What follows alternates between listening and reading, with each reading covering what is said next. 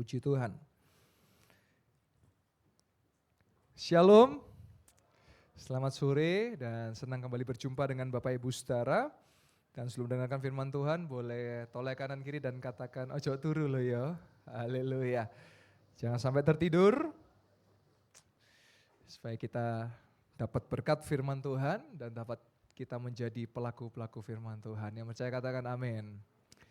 Mari sama-sama kita belajar kembali tentang doa dan di ibadah mujizat saya mau secara khusus membahas tentang yang namanya doa yang spesifik. Ternyata saya temukan banyak orang Kristen dalam kehidupan doanya, caranya salah. Maka dari itu kenapa doanya tidak dijawab ya oleh Tuhan? Karena cara doanya salah.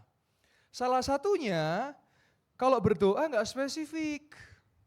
Maka hari ini kita mau praktek gimana caranya doa yang spesifik dan kita lihat dari Alkitab. Karena Alkitab mencatat ada sebuah kisah yaitu Ibu Hana yang berdoa dengan spesifik. Saudara tahu maksudnya spesifik? Detail, rinci. Nanti kita akan belajar sama-sama. Mari sama-sama kita buka di 1 Samuel 1 ayat yang kelima. 1 Samuel 1 ayat yang kelima. Ada satu realita. Meskipun Elkana mengasihi Hana, jadi ada suami namanya Elkana punya istri dua, satu Penina, satu Hana. Yang Penina punya anak, tapi yang Hana tidak punya anak. Elkana memberikan kepada Hana cuma satu bagian. Karena Tuhan telah menutup kandungannya. Banyak orang mudah menyerah. Banyak orang berpikir, yo nasibku begini. Kita nggak mengenal nasib Bapak Ibu Saudara. Kita tidak mengenal nasib. Orang yang tinggal di dalam Tuhan, maka dia menyediakan rancangan yang sempurna buat engkau dan saya yang percaya katakan amin. Ada perkataan Tuhan telah menutup kandungannya. Berarti artinya apa? Kalau bahasa simpelnya apa? Mandul. Tetapi apakah Hana menyerah di situ? Enggak. Saya banyak ketemu orang Kristen yang gampang nyerah. Kenapa? Ternyata kehidupan doanya bermasalah. Saudara, kita perlu belajar hidup dalam kekristenan kita butuh iman. Iman itu artinya percaya walau tidak melihat. Boleh ada realita, boleh ada situasi yang membuat saudara merasa kayaknya kok susah, kayaknya kok sulit ya. Tapi saya mau katakan kita masih punya Tuhan Yesus yang sanggup menolong, yang percaya katakan amin. Saudara, saya mau katakan ada seorang nabi namanya Nabi Nuh. Karena iman dia bisa membangun Bahtera yang besar. Saya mau tanya, Bahtera itu biasanya atau kapal atau perahu atau sekarang itu kapal pesiar, itu kalau dibangun di mana biasanya? Kalau buatnya di mana? Di tepi pantai. Tapi Nuh bikin Bahtera di mana? Di atas gunung. Orang berkata, gila lu ye, gile lu ye. Kenapa? Biasanya orang bikin kapal di tepi pantai. Tapi Nuh belajar taat karena perintah Tuhan, buatlah Bahtera di atas gunung. Saudara, iman itu berbicara tindakan. Terserah orang mau bilang gila kamu ya. Tapi kalau Tuhan yang kasih instruksi, kalau Tuhan yang kasih perintah, lakukan. Maka saudara akan melihat yang mustahil menjadi mungkin. Yang percaya katakan amin. Saudara, kalau kita bersaksi gereja kita, mujizat. Bayangkan 10 lantai, sekarang sudah lantai ke-8. Setiap minggu butuh 500 juta saudara. Itu uang semua, tidak main-main. Tapi ketika Bapak Gembala menerima visi itu dari Tuhan, iman berbicara, berapa tahun yang lalu, 8 tahun lalu, beli tanah, beli, lunas. Sekarang bangun, izinnya keluar. Dan sudah lantai 8. Itulah iman, bertindak. Dan sekarang saudara, karena Nabi Nuh, dia bertindak, maka bukan hanya dia yang diselamatkan. Siapa yang diselamatkan? Istri dan selain anak, 8 orang. Ada lagu berkata, Nabi Nuh dan istrinya, 3 orang anaknya, 3 orang mantunya, masuk dalam Bahtera. Saudara percaya tidak? Kalau Anda seorang kepala keluarga dan hidup benar, istri dan anak saudara akan mengalami keselamatan. Yang percaya katakan amin. Kuncinya di kepala keluarga. Harus doa. Istri pendoa syafaat. Suami pendoa dan bertindak. Saya mau tanya saudara, kan disebut Nabi Nuh, istri, Sem, Ham dan Yafet itu putranya 3. Saya mau tanya, siapakah nama mantu daripada Nabi Nuh? Ada yang tahu? Kalau ada yang tahu saya kasih hadiah. Mudah sekali. Ada yang tahu? Enggak tahu Pak, nyerah. Mudah sekali. Mantu yang pertama apa? Namanya Busem. Yang kedua Buham. Dan yang ketiga Bu Yafet. Kalau istri Nuh yang Soro, Bunu. Nah ini saudara. Ya. Jadi iman itu membuat saudara percaya. Hana beriman walaupun sekalipun kandungannya tertutup. Tapi kita akan belajar sama-sama. Dia berdoa akan sesuatu dan doanya itu jelas saudara. Nah sebelum lanjut, tadi saya nyanyikan lagu Nabi Nuh ya. Banyak lagu-lagu zaman gereja anak sekolah minggu itu yang memberkati. Bapak Abraham mempunyai banyak sekali anak-anak. Ada Daud dan Goliat, ada Nabi Musa melewati Laut Merah. Saya kok tanya anak zaman sekarang ngerti? Gak ngerti. Taunya cuman apa te. Waduh, ngertinya yang gitu-gitu ya. Padahal lagu firman itu menolong kita kuat dalam iman. Nah saudara, lanjut lagi saudara. Ayat yang ke-11. Ayat yang ke-11. Saya cepat saja. Kemudian bernasarlah Hana. Jadi nazar itu di atasnya janji saudara. Nah nasar ini butuh komitmen. Nasar ini bukan yang joget-joget, bukan ya. Tapi nasar ini di atasnya janji. Masalahnya banyak kita janji gak ditepati, meleset. Tapi nasar ini di atas janji, ada sesuatu yang harus dilakukan dan ditepati. Mari kita baca, saya akan bacakan. Kemudian Hana bernasar katanya, Tuhan semesta alam, jika sungguh-sungguh engkau memperhatikan sengsara hambamu ini dan mengingat kepadaku dan tidak melupakan hambamu, tetapi memberikan kepadamu hambamu ini seorang anak. Perhatikan, dia minta anak jelas, minta anak. Saya kalau doakan orang yang minta keturunan, saya akan tanya mau anak laki atau perempuan. Selalu jawabannya terserah, tidak ada terserah. Kalau saudara minta terserah, maka yang muncul apa? Separuh. Ini problematik yang terjadi, apa yang terjadi? Orang kepengen anak laki, tapi nggak diomongkan, keluarnya perempuan, perempuan dimacak jadi laki, jadi tomboy. Kepengen anak perempuan yang keluar laki, laki dimacak jadi kewedok-wedokan. Tapi Hana dengan jelas berkata dia mau anak laki. Ketika saya bersama dengan istri sepakat anak pertama kami, walaupun ada hitungannya, ada begini harusnya anaknya perempuan, begitu panjang ceritanya, tapi kami percaya, kami berdoa kepada Tuhan Yesus. Kami minta anak laki-laki dan terbukti anak kami seorang putra laki-laki. Nah kalau bicara laki-laki saudara, saya harus katakan ini saudara. Ya. Saya ini generasi milenial, saya lahir di era 90-an. Sekarang ada generasi Z. Saya coba perhatikan apa yang membedakan laki-laki generasi milenial dan generasi Z. Akhirnya saya ketemu. Waktu saya zaman dulu kecil, kalau saya nonton TV, itu film-film yang ditayangkan, wah ada apa? Wong Fei Hung, wah wah. Ada Bruce Lee, wah. Ada Jet Li, wah. Terus apa lagi? Mike Tyson, wah. Terus apa ada apa lagi? Ada Jet Li, Bruce Lee, ya. Jackie Chan, wah pokoknya banyak itu. Itu zaman saya. Tapi kalau zaman sekarang yang dilihat di TV apa? Kenapa hatiku cenut-cenut? Nah, jangan heran, laki-laki sekarang banyak yang tulang lunak. Karena yang dilihat joget-joget, betul nggak? Loh iya. Yang dilihat kan sekarang yang joget-joget yang you know me so well gitu.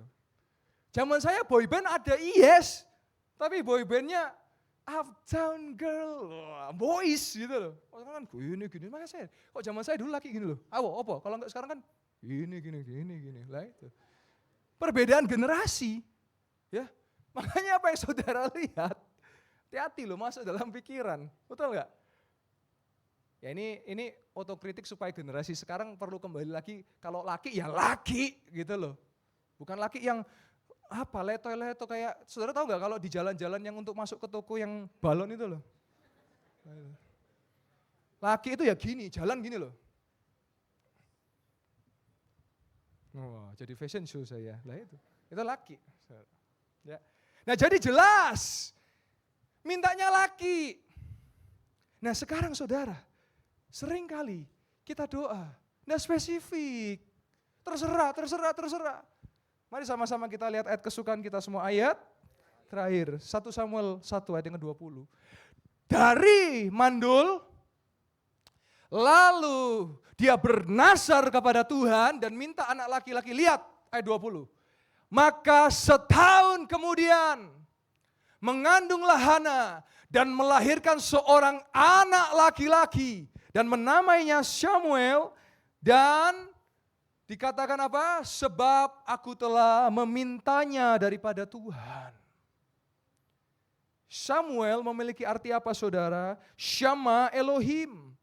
Artinya Syama Elohim, dia adalah Tuhan yang mendengar menjawab doa kita. Anak saya namanya gabungan dari papa dan engkongnya, Yoel Samuel Sianto. Yoel itu artinya Jehovah Elohim, Tuhan adalah Allah. Dan Samuel adalah Syama Elohim yang artinya Tuhan yang mendengar doa, yang menjawab doa. Jadi kalau digabung Yoel Samuel, dia adalah Tuhan Allah yang menjawab mendengar doa. Wow. Ya, saya percaya kita diberi nama adalah doa. Betul saudara? Ada yang di sini dikasih nama genteng, kan enggak ada. Pager, enggak ada. Oh saya kalau lihat anak zaman sekarang, ini ya, namanya itu Angel. Tahu saudara Angel? Angel. Lah iya. Tulisannya kan Angel, ya. Tapi ngomongnya Angel. Terus ada juga apa itu biasanya itu ya? Kenzo, wah, Hazel. Cuma jangan ditambah nut ya, hazelnut. Nah itu. Sekarang nama keren. Wah keren dah. Kok zaman saya itu, saya masih zamani teman saya namanya Tegar gitu ya. Dan memang dia tegar, saya lihat, kamu kenapa Gar? Ya aku tegar gitu ya. Ternyata ya memang nama adalah doa. Nah, saya mau kembali saudara ke ayat yang ke-11, boleh dibantu ayat 11 lagi saudara. Kita lihat ayat 11, ada yang terpotong dilanjutkan itu, nah ini bagiannya. Maka aku akan memberikan Samuel kepada Tuhan untuk seumur hidupnya dan pisau cukur tidak akan menyentuh kepalanya. Dan kita tahu Nabi Samuel menjadi nabi besar bagi bangsa Israel. Jadi Nasar itu harus digenapi. Nah saudara, apakah doa saja cukup? Enggak saudara. Mari kita lihat saudara, ayat ke-19. Gini loh, ini banyak problem juga. Nanti saya akan saksikan, kita pernah mengadakan doa untuk suami istri saudara, yang rindu keturunan, dan harus dilakukan tindakan. Kita lihat ya, setelah doa, apa yang dilakukan? Mereka bersetubuh. Saudara saya mau katakan, anak itu bukan di-download saudara. Gak bisa kayak internet di-download, gak bisa. Bersetubuh konteksnya di sini adalah bicara ada perbuatan yang saudara lakukan. Saya kalau ketemu pasangan suami istri, saya ajak mereka untuk berpetualang iman. Saya pakai istilah berpetualangan iman karena journey. Saya katakan apa? Saudara mau pasangan Anda ini mau punya anak apa? Laki-laki atau perempuan? Oh mau laki-laki. Baik. Kalau mau laki-laki mulai siapkan peralatan laki-laki. Mulai persiapkan dekorasi kamarnya laki-laki. Terus jawab, tapi kalau anaknya enggak laki-laki. Nah, disinilah. Itulah petualangan iman. Hana dengan yakin anaknya laki-laki. Ketika saya jelaskan selalu jawabannya, tapi kan kami kan belum punya anak. Loh, iman itu berbicara, saya sudah bilang iman itu berbicara engkau percaya walau belum melihat. Hana percaya, dia sudah memiliki anak laki-laki dan terbukti di ayat 20. Samuel lahir, yang artinya Tuhan menjawab doa. Jadi hari ini saudara, doa mesti spesifik. Mari lebih dalam lagi belajar. Ya, doa spesifik. Contoh, doa itu ada banyak macam, tapi hari ini saya mau ajar kepada saudara tentang kalau saudara doa ada permohonan, doa permohonan. Contoh, saudara butuh masalah keuangan. Yang jelas kalau doa, saya kalau temukan banyak gini, Tuhan saya minta uang. Berapa? Dikasih 1.000 ngamuk. Ini gak iso gaya bayar parkir Tuhan. Dikasih 1 miliar rabi meneh. Lah ini saudara. Berapa? Tulis. Saya loh, doa saya catat di buku harian saya. Saya mau nikah umur 25 dan puji Tuhan saya nikah umur 24, 1 tahun lebih maju. Saya mau punya anak umur 26, puji Tuhan saya punya anak 25.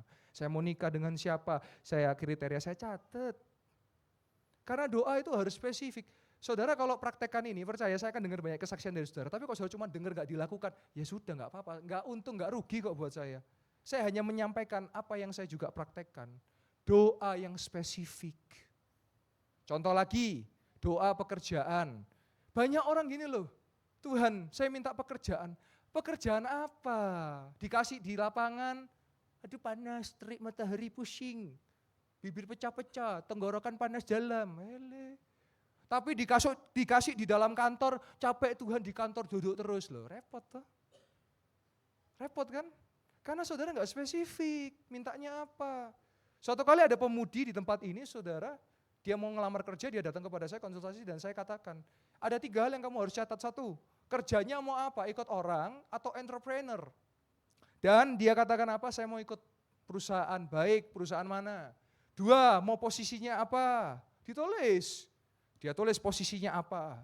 Yang ketiga, dia mau mungkin salary-nya berapa. Karena nanti kalau interview pasti ada bahas salary. Dia catat salary-nya berapa. Dia tambahkan yang keempat. Saya mau diterima kerja sebelum orang tua saya ulang tahun. Dan saudara tahu apa yang terjadi? Saya dapat kesaksiannya. Tepat hari ulang tahun mamanya. Dia sajikan hadiahnya. Dia diterima kerja di perusahaan yang dia tuju. Dengan posisi yang dia inginkan, dengan salary yang dia juga inginkan. Nah saudara, sudah lakukan belum? Kalau belum, belajar melakukan. Pekerjaan sekarang ini saudara, macam-macam. Hari ini yang rame apa? Food vlogger ya. Kalau dulu orang cari uang buat makan, kalau sekarang cari makan buat nyari uang. Loh iya toh, makan buat uang, ada ya. Dan saya kalau lihat food vlogger sekarang lucu-lucu ya. Kalau pakai istilah itu misalnya makan kacang, oh ini ngacang ini, oh apa ngacang gitu ya. Makan pisang, oh ini misang ini, oh apa misang ya. Saya kalau dulu ada satu food vlogger yang saya suka, ada di TV itu selalu, pasti saudara paham, saya gak akan sebut namanya, tapi dia akan berkata, Mak News. Wah itu kalau menjelaskan itu detail.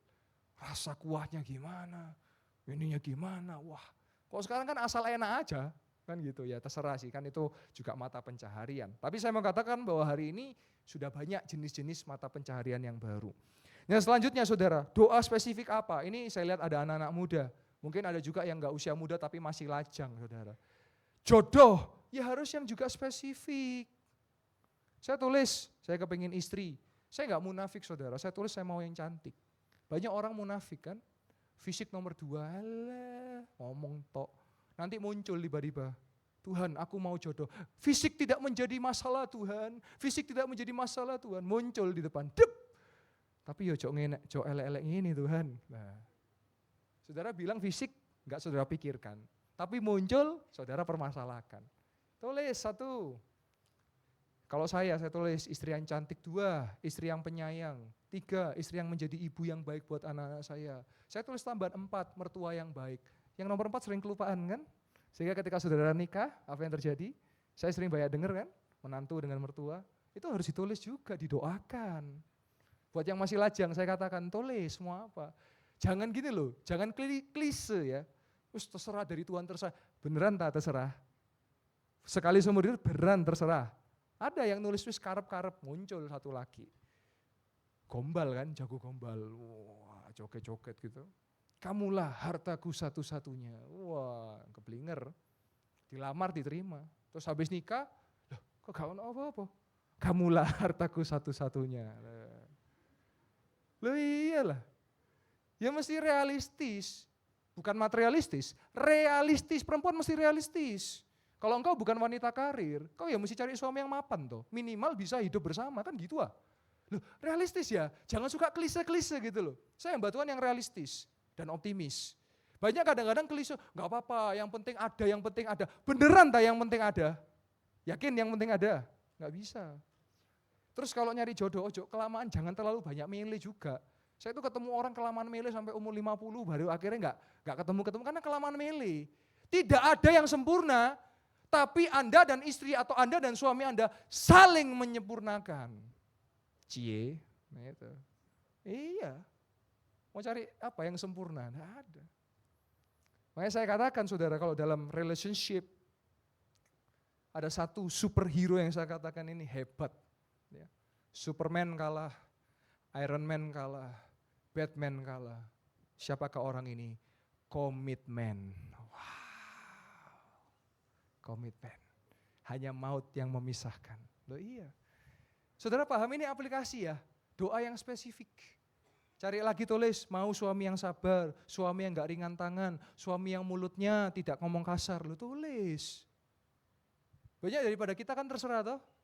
Suka-sukamu Tuhan. Saudara kalau nyanyi suka-sukamu Tuhan, beneran loh ya, kalau Tuhan kasih suka-suka saudara terima loh ya. Ojo sekedar nyanyi loh.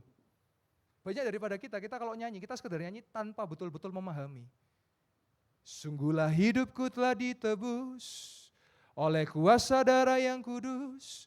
Sekarang hidupku bukan milikku lagi. Suka-sukamu Tuhan. Saudara diutus ke pedalaman siap? Itu lagu makna itu kan lagu berbicara itu. Hati-hati saudara.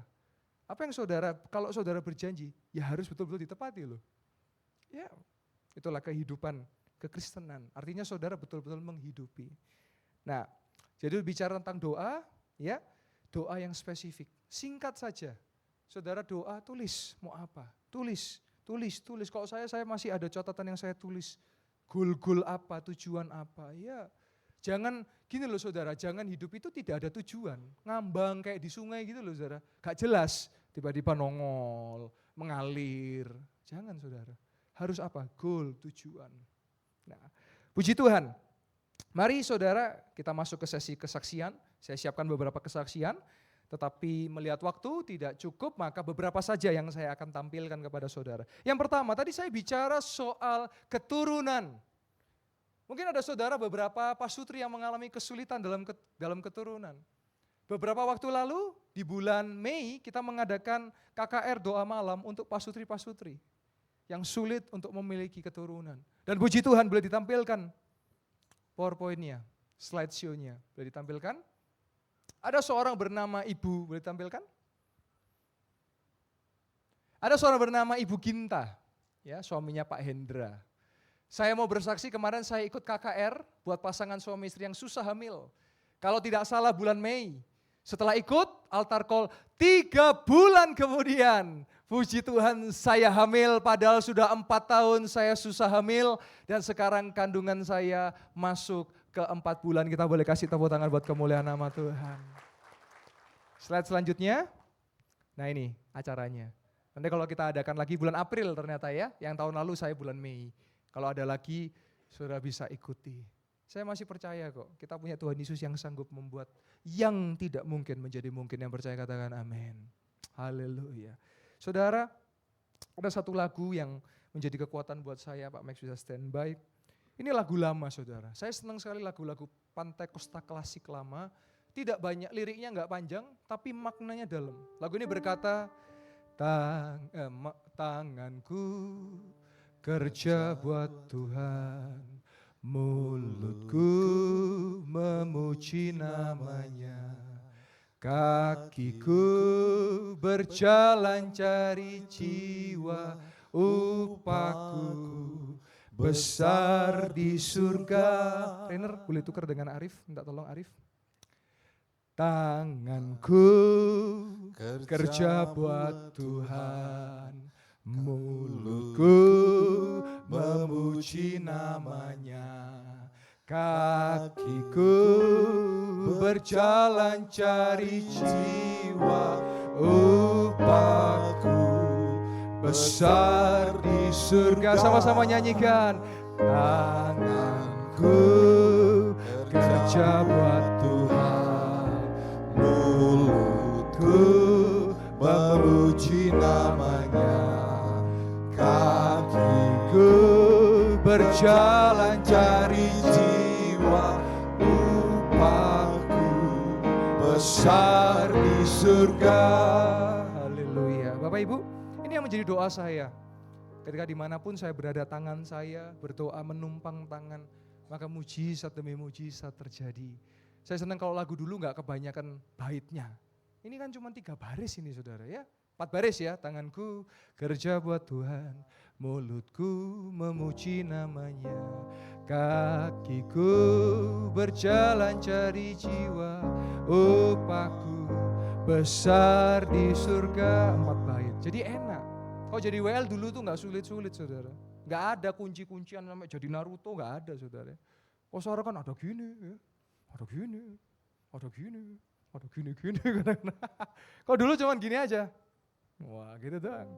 Tanganku kerja buat Tuhan, mulutku memuji namanya, kakiku berjalan cari jiwa, upahku besar di surga.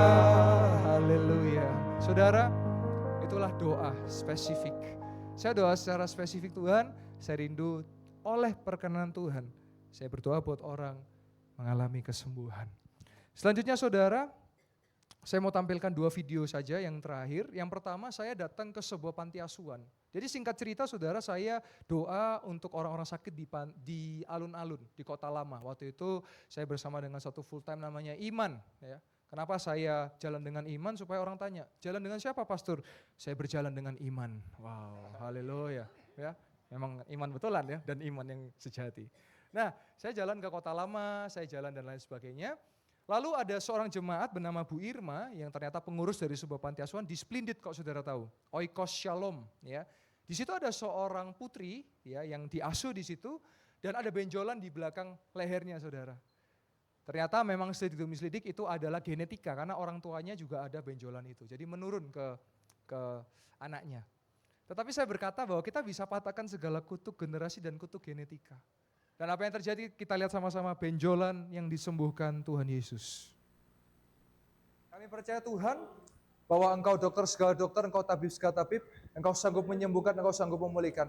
Kami mau patahkan Tuhan segala kutuk generasi, segala kutuk genetika. Kami percaya kami punya Tuhan Yesus yang sanggup untuk menyembuhkan. Dan di dalam Yesus semua menjadi ciptaan yang baru.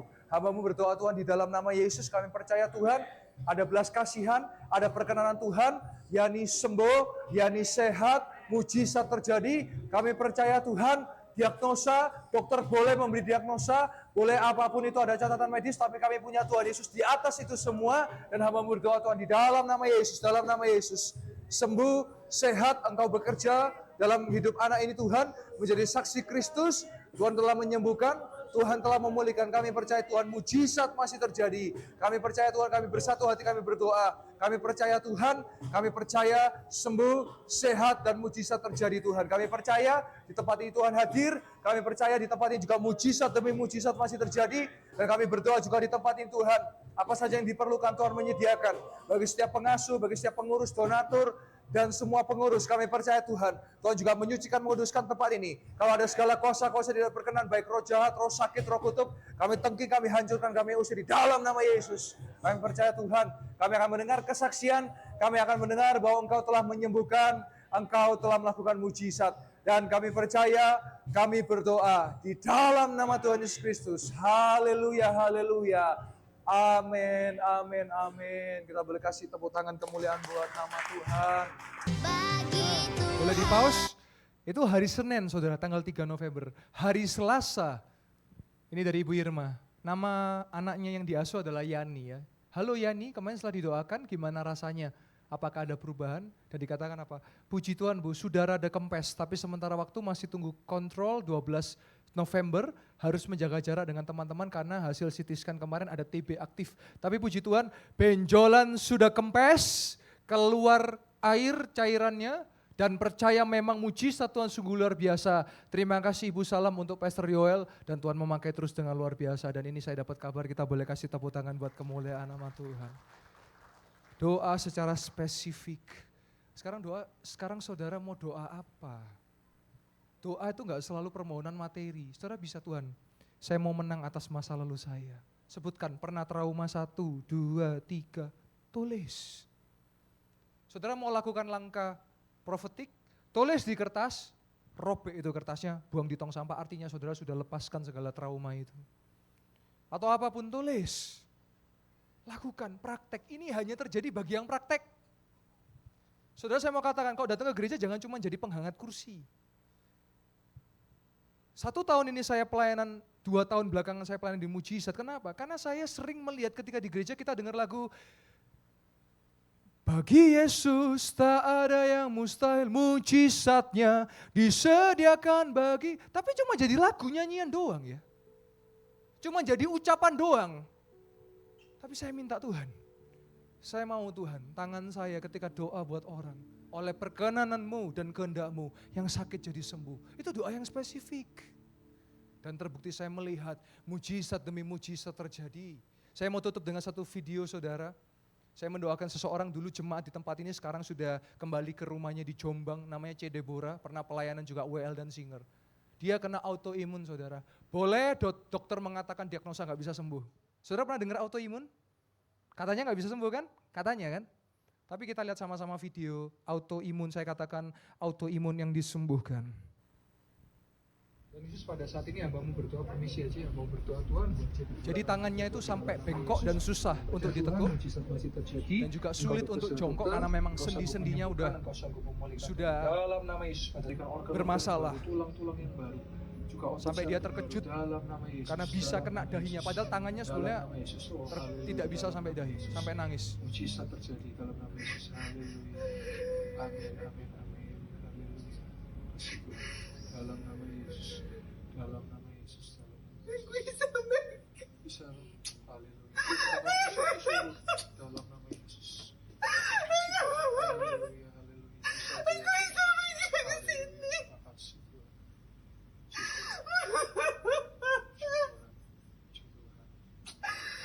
Aku gak bisa kayak gini loh, spontan. Aku bisa kayak gini.